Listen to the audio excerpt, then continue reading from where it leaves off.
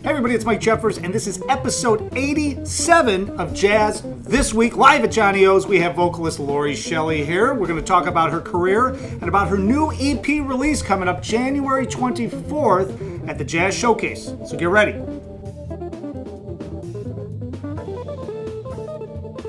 Hey everybody, it's Mike Jeffers, and we are back here live at Johnny O's. I have vocalist Laury Shelley. We're going to be talking about her EP release coming up January 24th at the Jazz Showcase. And of course, I'm going to have my three picks. Got some good ones this week too. And as usual, if you have any comments, any questions, if you have a gig coming up, leave us a comment below. Now, I am so excited, Laury. We are here. We are at Johnny O's. It is the first show of the new year, 2018. I got a feeling this is going to be an incredible year. We're going to be on fire here on the show, on the Jazz This Week show. You have toured the world. You have played with Michelle Legrand, Phil Woods. I can't even continue on talking about it. But have you ever done a talk show in a hot dog stand before in Bridgeport? Never. That Never. is weird. All right, that's just weird. So you have a new CD release coming out, new EP we should say, because with the digital world, it's going to be online, it's going to be on iTunes, it's going to be on LauryShelley.com very soon, and every other place you can buy great music. All right, so with the new release, this is your first release in a while, right? Yes. And before we get into the show, January 24th at the Showcase, why don't we talk a little bit about your background? Now, you and I have talked numerous times over the years, many times over the years, so I know your background, but I think that it's really interesting because there's an incredible tie-in to Chicago. She's originally from Chicago, and when she was 19, 20, 21, something 19. like that, 19, she went down to Mr. Kelly's, famous Mr. Kelly's in Chicago, and basically told Michelle Legrand to get on the piano and start performing. And you're going to sing some tunes, right? Maybe it didn't go that way. I don't know. So tell us a little bit about that, because it's an incredible story. Got a call from pianist Randy Waldman, who's in L.A. Barbra Streisand, right? He's Barbra Streisand's musical director, pianist.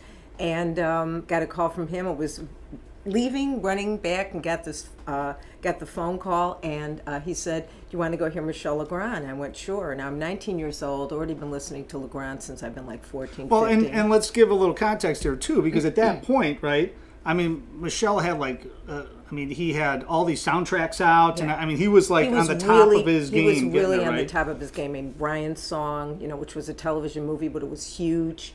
The Summer of 42. Yep. The Umbrellas of Cherbourg, which is a French jazz opera, if you will. But, just the happy ending, which featured the song, "What Are You Doing the Rest of Your Life?" So he was really big. He did so many movies. The Go-Between, The Three Musketeers. A lot of people don't even know that. So he was... So, and he was at Mr. Kelly's, and it was an extended run, wasn't it? It was yes. About a week or something. It's like about a week. It's like maybe 4 or 5 days there. Okay. So he was there, and he brought with him Bill Goodwin on drums. Nice. And he brought Steve Gilmore on bass, and he brought Marvin Stamm on trumpet, and he had and Phil Woods, an alto sax. Let's not forget that, and also a string quartet from the Chicago Symphony. Isn't that incredible though? And that's at a club. Yeah. But that's how it was back in the day. And it was like no problem. Too, so you could eat dinner, Yeah. So it's like insane to think about, but that's how it used to be in Chicago. It was like it was the spot. Do this. I actually walked in and saw the first show, and I went up to him. Actually, I did, and I said, "I love your music," and I, perform a lot of private events, and of course sing your songs, and he wanted to hear me. And I had nothing recorded at the time, but Randy Waldman and I were talking because he had a little studio in his parents' home, like in the basement. Oh, okay. We were talking about doing something. So I said... if Michelle Legrand says he wants to hear something, you probably need to give him something. Right? I mean, today I would have been, sure, here's my number, where's yours, where can I send it? And I don't remember exactly what occurred after that, except I went back the next night with a bunch of the top jazz musicians in the city. And I walked in, and he was sitting there with Phil and everybody and his manager. They were on a break, and he looked at me and he went, at that time, cassettes. He said, "So did you bring it?" And I went, "No, I don't have anything." And I don't know where this came from, but I looked at him and I said, "Why don't you play for me and I'll sing?" And they all just stopped talking and looked like, who does she think she is, I guess? And he kind of just was silent, and he looked up at me and says, "Okay, why don't you come tomorrow, and I'll play and you'll sing." So I knew his songs. So this is like a matinee, like he's doing a sound check type thing in a matinee, and he's gonna, well, not a matinee, He was actually but he's even there, a piano right? He's tune, and hanging out. years ago they had like a mesh kind of a net thing they would put in the piano, and it like it mic'd it. I forget Really? what that's called. Yeah, very actually. Sounds like it's probably better than what's happening right now. Really, right? Honest to God. And so we went in there, and they were kind of tuning it and fixing whatever, and so I started to sing. I think I sang "Bye Bye Blackbird," and I scatted. Okay. You know, and then one of my favorite songs in the whole world that I ended up singing with him is a duet.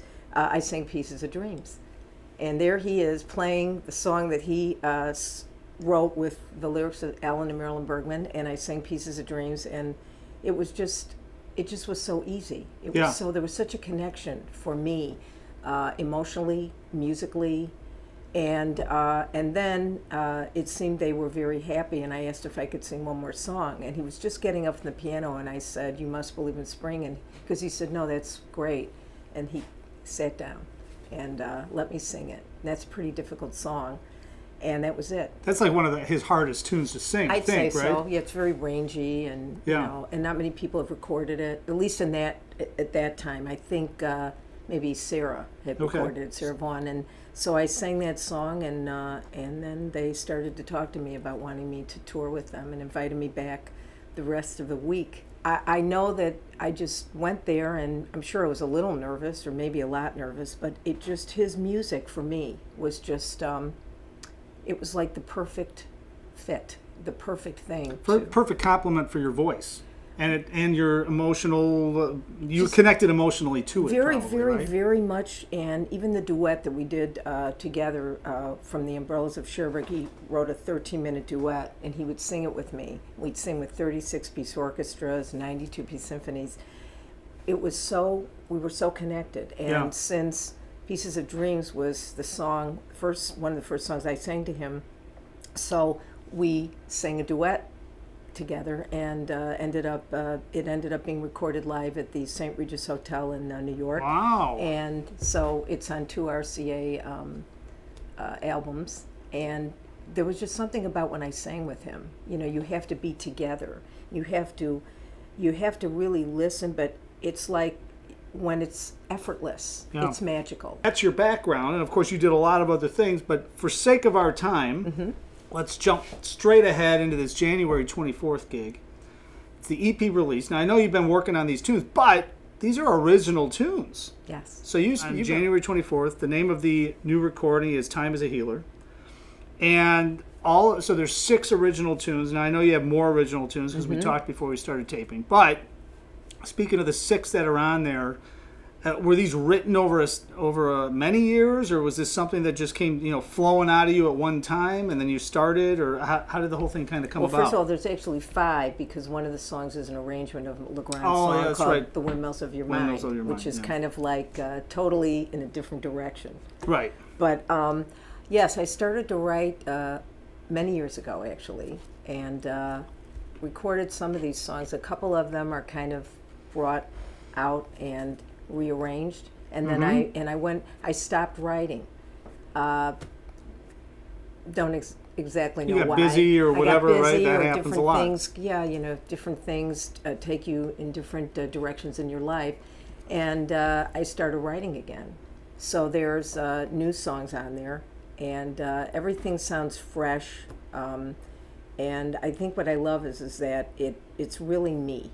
It really depicts what's inside of me. I think as a singer, and as an arranger, and as a songwriter. Yeah. And as many people that write, you write about life, what's going on, the pain, the happiness, and I love it. I feel it really centers me.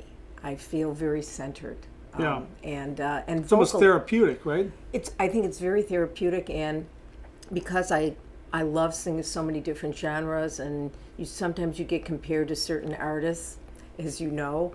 I think that I really found my voice, my sound as a singer, and so I love it. I love writing, and I'm so excited about these songs. They're really they're part of my life. All right, now you've got some killer guys, right? These are all Chicago guys that are in the band. And the cool thing is you've played with these guys a lot too. Yes. Throughout the years. So I did my last show with these you gentlemen. did, that's right. Yes. In June at Jazz Showcase, last show at Jazz Showcase. So let's talk a little bit. Who's in the band? Well, we have extraordinary musicians here. Great guys, great musicians. We have Ben Lewis on piano and keys. Yep. We have John Sims on double bass. We have Upright bass for you drummers out there. Oh, okay, that's keep right. going. Upright and electric. And we have John Mulder on guitars. Awesome. You know, he's got like 2 or 3 that whatever flavor fits. Well, he's what's killing. going He's on. smoking. Yeah. And we have Mr. Vance Orkrzeski Yep. on drums. Vance, I sure hope I got that right. That is a great name. I'll put it below, just in Okay. case. That's what I do when I mispronounce things. I'm like, Okay. sorry, I apologize, and put it below. But I think you said it right because it looks like think that's I did correct. too. And then you have everybody's favorite percussionist. Alejo Poveda, who's also been my friend since I think I was like 17, 18 years Wow. of age. I've known him that long. I've worked with him forever. He's the best. He is the best. I got to have him on this show. Honest to gosh. Yeah, I will. I will. It's the sun comes out I know. and stays He's out awesome. forever. So He's an awesome guy. you know, So this is all happening January 24th at the Jazz Showcase. Yes. Now, they're going to get all the information at jazzshowcase.com, but also LauryShelley.com is the best spot to go. So LauryShelley.com, and we're going to link it up on ChicagoJazz.com. So it's January 24th. All right, so now it's time for my 3 picks of the week. Laurie, I'm sure you've seen this. It's a very famous segment here on Jazz This Week. Episode 87. Now, here's what's happening. I have to always do my disclaimer because I have to disclaim this stuff. These are my 3 picks.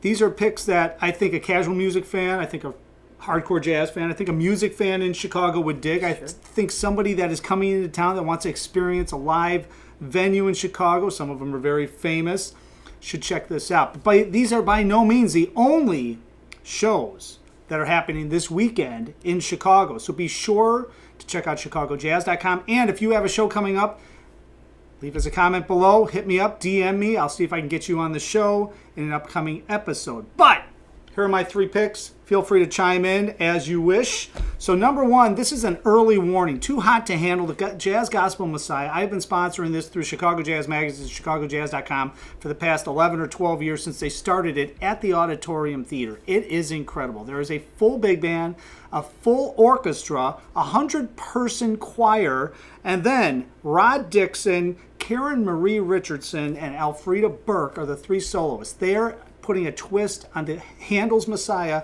that you will not believe. So that's happening at the Auditorium Theater, Martin Luther King weekend, by the way.